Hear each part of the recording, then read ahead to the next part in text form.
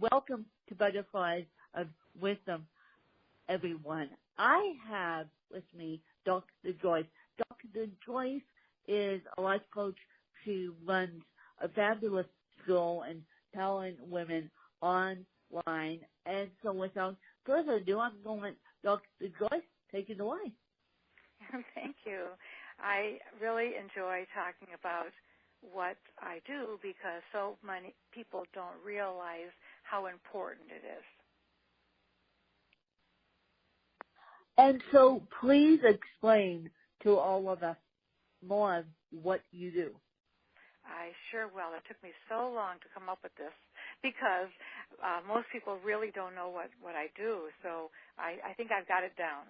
So basically I work with impression management, where I collaborate with individuals, entrepreneurs, and brands and market them on my websites, work with them on the impressions they're making, which we all know perception is reality, and bringing each person to a new presence online and in life. How cool is that? That was cool. I was really happy to come up with that. So it explains it. Otherwise, people wouldn't know. So you collaborate with individuals like myself to bring us to a whole new level online. Yes, because not just online, but in life, in marriage, in friendships, because it's very important to know how we come across, being that perception is reality, and how we come across to people now to where I can take them to come across better. How cool is that? And what made you come up with this concept and make your business out of it? Well, that's a really good question. I came up with it because I started out, everything that I've done in my life has been making an impression. So I started out in modeling and in television work and in radio work, and I was making an impression. And so I looked into, is there an impression society? Is there an impression association? And what I came up with, the Association of Image Consultants International, where image people do everything from market to all the things I say I do, as well as take people shopping and do everything that they need to do. To give you an example, I'm working with someone now who didn't have a picture up for the social sites that was appropriate, and now the person does. And so things like that, where you have to start with basically you have to start with the outside. It sounds silly because what's important is what's on the inside. But so the outside is very important, and so we work on that. So you look the part, but you have to act the part, be the part, talk the part, all of that. Yes, you do. And I'll just say this before I throw it over to my co-host who joined this call to us. Facebook is now where employers look at potential employers. I have a friend who's actually in real estate, and she took it upon herself to look at her potential assistant's Facebook profile. Now, granted, she was looking at her Facebook profile. She saw a picture that she didn't like, and she goes, "Fat chance I'm hiring this person." So when people think employers don't look at Facebook, they do. I think on Facebook, people present themselves how they'd like to be, not as they are. Well, that's interesting. You say that, and I'm actually throwing it up over to Colin Hall, Joyce, so that she could ask you more questions about impressions and more questions about impressions on social media. Good afternoon, Joyce. How are you? I am good, thank you. Good. It's good to connect. I'm just coming in on the kind of the tail end of her introduction, I guess, but I've seen some new things coming up on Facebook, and I'm not sure what they are or if they're beneficial to the impressions that you would get with your posts and everything like that. But do you know, or can you tell us, what is this Your Day thing that Facebook just came out with? Have you got any clue about that? What was the word you wanted to know? I couldn't hear that. Oh, it's called Your Day. It's just something that comes up on Messenger now. Oh, I see. Okay, yeah, I've seen that. You know, I don't spend a lot of time on Facebook because I think it's a waste of time. I spend most of my time on LinkedIn and Twitter, but I am on Facebook, and so I don't really tell anything to anyone about myself. I'm not on there to promote me. I'm on there to say hello to a friend that I knew from my kids when they were growing up. I get on there to see what my daughter's doing with my little granddaughter. I don't really use it probably anything for business, and rarely on there, maybe once a day. I think what they're trying to do, because they have the same thing on Instagram, they want you to just talk about yourself. I'm just not someone who talks about myself. So well, I thought it was kind of odd as well because I didn't know what it was, and I pushed the button or something, and the next thing I know, I'd sent something to everybody in their messenger, like everybody on my list in their messenger. So I'm also moving my practice over to LinkedIn and Twitter more because Facebook just changes too much. So but it depends on what your purpose is. If your purpose is you're an older person, I know a lot of 90-year-olds, they get on Facebook every night. They're in a chat room. They're talking to a bunch of friends. It's wonderful for that, just wonderful. But for me, I have a 24-hour, 7-day-a-week schedule, and I don't have time to play. And so I hear you. So with Twitter, because I spent my time there, I have 1,075,000 people there. So you have a much better chance reaching an audience for your product or your service. But what's ended up happening is I've become really good friends and had really good opportunities come my way from being on Twitter as true giver, because that's what I do. I try to give. I don't ask for much, a little bit maybe. I just wrote a book. Maybe you'd like to read it, that type of thing. But I'm not one of the people that sell. I don't go into politics, religion, or sex because I don't see any reason for other people to know my preferences. And so that's why I like it. And LinkedIn is strictly business. And so it depends on what you want it for. Are you on there because you are in business?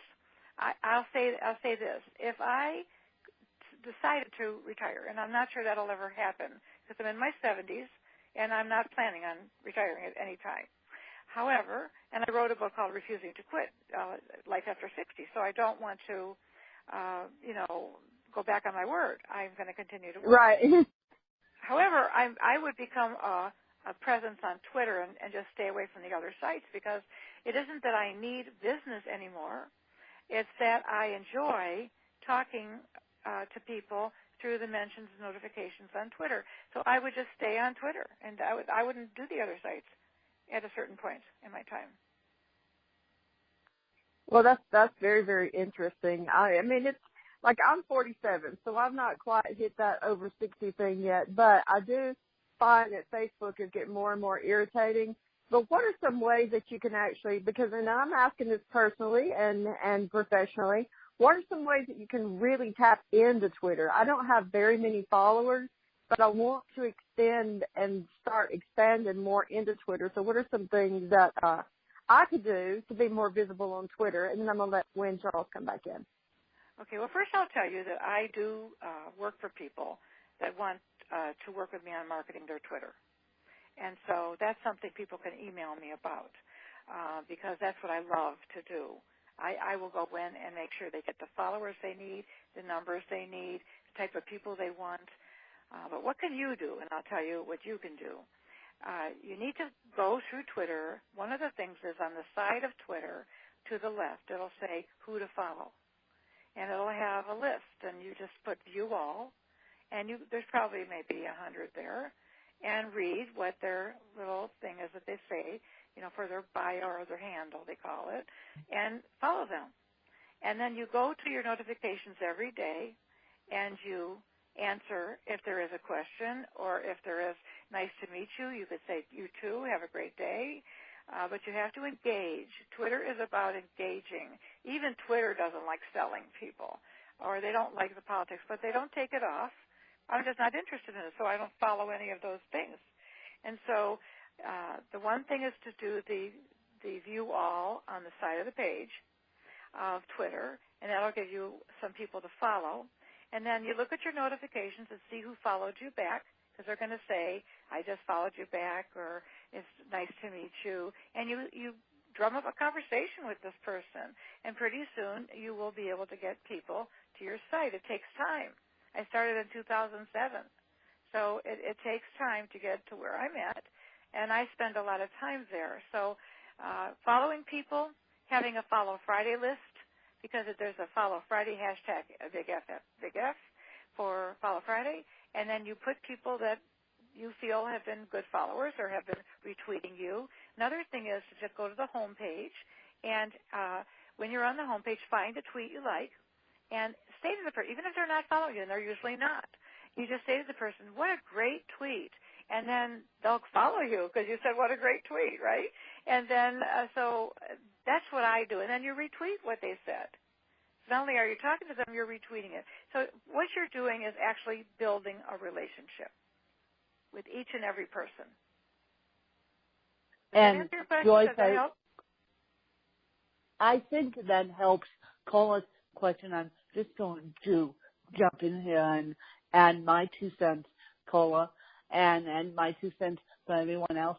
For those of you that don't see me on Facebook, that's because I agree with Cola that Facebook is changing 1,000 miles a minute, and Twitter is more consistent than anything else. I had Kellyanne Collins, who's a Twitter expert, on my podcast. I've also had Madeline Scolar on my podcast too, who's also a Twitter expert, and they say that chance you're going to get seen on Facebook because Facebook is changing 1,000 miles a minute. So it all depends your purposes. Right. Facebook is fine, and I think it's really a savior for older people or even younger people, really younger people like teenagers, to feel like they're not alone, like they could talk to somebody. I think it's a great thing for that reason. And I'm on it because I think I have 2 pages, and that's another reason you go on to Facebook, because people will go to your pages. But I will tell you that in 10 years of more of being on social sites, I have never received a client from from Facebook. So if you're on there to get clients, forget it. Now, if you're on there to do a podcast, that's different. Go ahead. You haven't received the client from Facebook. Well, that's funny you should say that. I have seen more interactions on Twitter than I have on Facebook due to this podcast, because I asked people, can I interview you? 9 times out of 10 they DM me their email address. So I'm getting more traction on Twitter than I am Facebook, even though the podcast is posted on Facebook. I'm getting more traction on Twitter because I think it's because of the hashtags. Now, hashtags are optional, like Follow Back Friday. Joyce mentioned that. And you can stick a hashtag in on Facebook. They make it as hard as heck to stick a hashtag in. Well, that's probably basically what I had said. I don't get any people as clients from Facebook. It's not meant for that. It's meant for friends.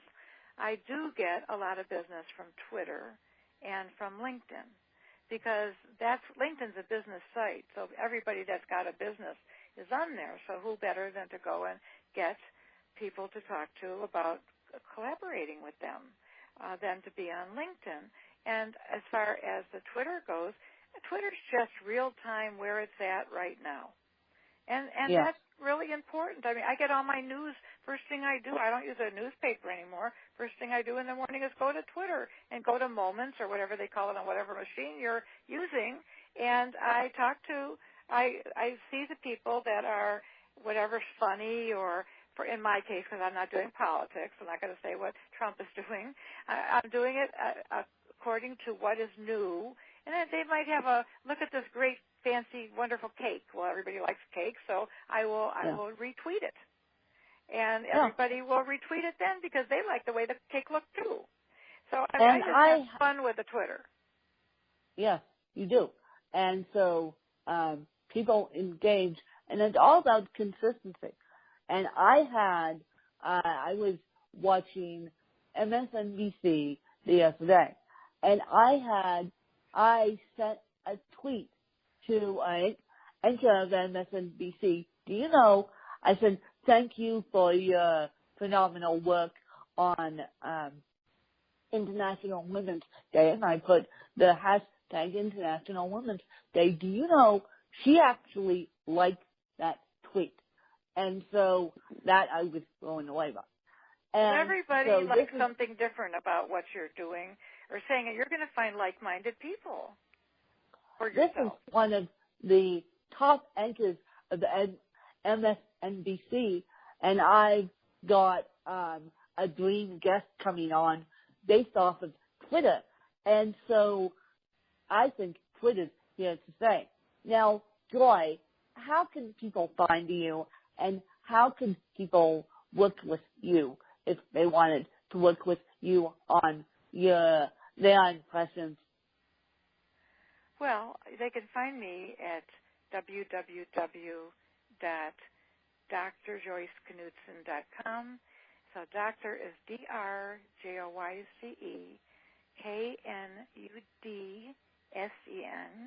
And, of course, I'm on Facebook, Twitter, Instagram, YouTube, Pinterest, you name it, I think I'm there. And so now I'm going to turn the mic over to Joyce and have Joyce ask me a couple of questions, and then if Cola's still here, I'll have Joyce ask Cola a couple questions as well. Okay. So take it away, Joyce. Are you talking about, you want me to say something about some of the questions you sent, or I'm not sure what it is? I want you to ask me questions. Oh, okay. Uh-huh. Well, you mentioned Send the mic on to you. Okay, I wasn't sure. No one's ever done that before. So, and that's a compliment to you. So, what do you feel in 47 years of life that you have learned that has been of great value to you? Well, I'm not 47, but I am 30. That's me. Oh, okay. The wisdom of the 30-year-old. I thought you said that you were. Yes, you goofs there, Joyce. That was a big goof. It's okay. Give the wisdom of a 30-year-old. And Yes. I'll give the wisdom of the 30-year-old. Then Carla, the 47-year-old, can give the wisdom of a 47-year-old. And so the wisdom of what you've learned so far in life. How about that? What we have learned so far in life, what I have learned, and then Carla can chime in. What I have learned is never, ever, ever, ever, ever give up. Ever. Despite all the medical challenges I have gone through. My kind of woman. Despite everything I have gone through, never, ever, ever give up. And that's what I've learned in my 30 years of life. I'll be 30 in June. And if it doesn't work, try again. And the second time, you'll succeed. A very, very good lesson in life that you've learned. Tell us about yourself. Who are you, and why did you decide to do a podcast? And just tell us about yourself from, when you were born. Just give me a overall of who you are. In a nutshell. Well, for those of you who are just tuning in, I have cerebral palsy, and the reason why I started to do a podcast is because of I wrote a book, and Carla's written a book. Her first book is called The Paradigm, you guys, and she's written several anthologies. And so a book leverages what you do, but it's more important to now use the power of connection and now use the power of voice and the power of impressions, as Dr. Joyce said, to connect with your fan base. So after my book came out, it hit number one because not only were my friends buying it, my family bought it, but my fans were buying it. And so I thought, well, if I turn on this podcasting mic one more time, they are going to tune me out. And so I thought, why not bring inspirational leaders on to this podcast? And so that is what I am planning to do. And that's why I started a podcast. Well, one of the reasons I asked you the question about yourself growing up, because a lot of people don't know that we don't know what other people are going through. We don't know what other people have, and so other people judge, especially on social sites. They judge the president, they judge their friends, they judge their podcast person. That I do so many podcasts, and I get so many people from all over the world, and I have learned not to ever judge. And the reason why I said before that you're my kind of woman is I have a bestseller out now called Refusing to Quit, and that's what you did. Refusing to Quit. It's women over 60 who refuse to quit. That's the name of the book. And I love it because I was able to get 10 people like yourself who have who have a story to tell. And your story would be about cerebral palsy and what you've done to overcome it, how you've got to doing podcasts, this type of thing. And so you can use that to your advantage because we need to recognize there are people in the world that have limitations. For example, I have a limitation with vision. I have never seen like anybody else. They say that 1% to 2% of the population has what I have, no peripheral vision, no depth perception. So what do? I'm all over the internet where you need vision. But I take it as a challenge. I say, well, I got to 1,070,000 people, and they don't know I can't see. So it doesn't matter that I can't see, and who cares? They care about what can you do for them. And so I love it that you forge through and you don't give up. And that is the best lesson in life I think anyone could ever have because, I could give you another example with I have 2 children. They are as different as night and day. There's many things I love about one of them that the other one doesn't display, and there's many things I love about the other one that the other one doesn't display. If only I can put them into one person, they'd be the perfect person. But I feel that it's very important for us to never judge, never explain yourself, just say what you're saying. I have no problem letting people know I'm 72, I'm vision impaired, I can do anything I want to do. Yeah. And so we have a sisterhood here because I understand that you have had setbacks, but you've turned them into opportunities. Good for you. Yay. Yeah. Well, thank Yay. you. Well, thank you for saying that. And when did you find out that I'm sorry, I just was curious. When did you find out that you had cerebral palsy? I was diagnosed with a June 20. It was either June 23rd or June 20. In between June 22nd and June 44th, 87. 87. Okay. So how old were you then? I was a newborn being diagnosed with cerebral palsy. Okay, I get it. And, okay. Yeah, so you because it's a childhood birth injury. Okay, good. Well, thanks for educating me on that. Yeah. Well, you're welcome. It's a childhood birth injury. I think that really is one of the most important things that you can put out there because people say, I never tell anybody my age. Why not? I'm going to be 73 in August. I'm very proud of it.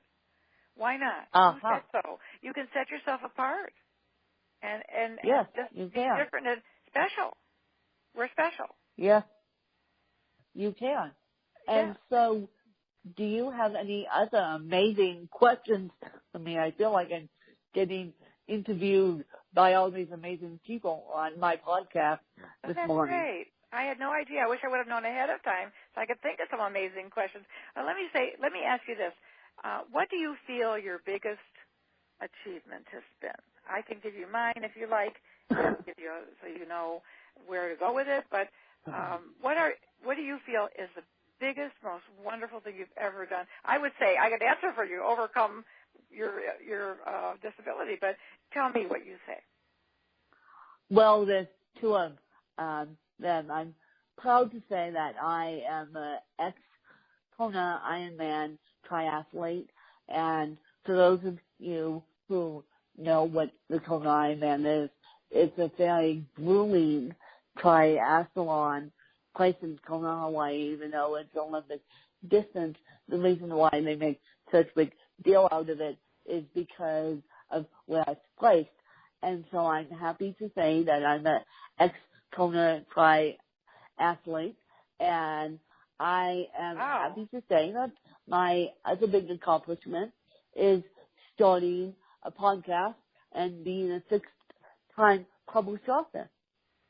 Well, good for you. Yeah, I mean, there are people that don't have anything that they've had to do that they haven't done all those three things that you have done. I think that's wonderful. Yeah, I would like to have you on my show because it's called the 12-Minute Inspiration. And it's 12 minutes, and I would love to have you as a guest because you definitely are an inspiration to other people and women. Well, I would be honored to be on your show.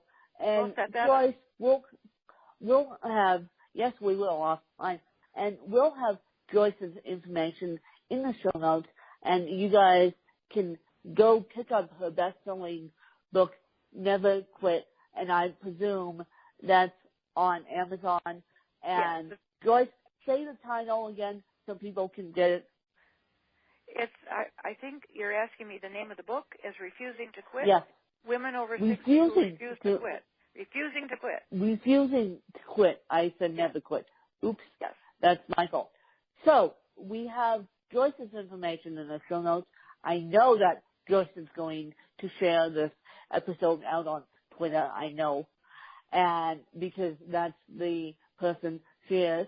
And it was wonderful to talk to her about impressions. And one more Twitter tip, Joyce, and I'm going to say this, and then you can echo my sentiments. No eggs, people. Twitter, when you first start out on Twitter, there's an egg. And take that egg down immediately and get a professional headshot. I know that Joyce would say yes. A professional headshot, a Twitter handle that sounds like what I said I do. It has to be 140 characters. It's good to put a hashtag in there. And then you gotta be, don't get on Twitter until you're ready to get on Twitter. If you don't have your professional headshot, if you don't know what you're going to put for your Twitter handle, if you don't know what areas of development you want to develop, in my sense, it's brands. So I want to develop more brands to come my way because I have a 3-month thing that I do with people where they are, they look like I do on Twitter. I mean, they understand it. You know, there's certain things in life we don't know about. We don't understand. Don't give me any math problems. I won't be able to do them. There'd have to be a mathematician to do that. However, if to be working with someone as a mentor for social sites, which in 2 years almost everybody's going to be walking around with a cell phone, as if it isn't bad enough now, and they're going to be doing all their work on Twitter and on LinkedIn right from there. And I know Facebook owns everything, and Jeff Zuckerberg is a genius. He's always like buying things like Instagram and all these various things you can go through Facebook. But unless you want to waste time, then you really don't need Facebook. If you want to have it like at night when you want to go to bed, but you want to just talk to a couple people first, Facebook's wonderful. But I'm not wasting my time. I'm still working. I still have to let people know what I do. Yes. And Twitter is the number one. And I know that Joyce is going to share this episode. And as I said, yours truly will be on Joyce's show, and I can't wait. Oh, it's a lot of fun. So, I'm not even starting it yet because I think it's in April. It'll be started, and the reason why is because now I was doing a podcast, and now I'm going to a radio station where I'm going to be. These are going to be on YouTube. They're going to be on iTunes. They're going to be on Stitcher. They're going to be on iHeart. There's going to be a 1 million follower type thing. And so I'm really excited. I've had the podcast for a long time, but I never had it go through iTunes. I never had it go.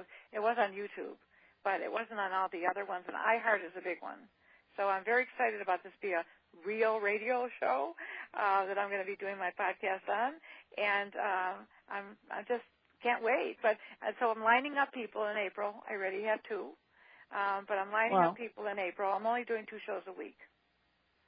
So that's wonderful. Yeah. That's I wonderful. will get you. I will have you on.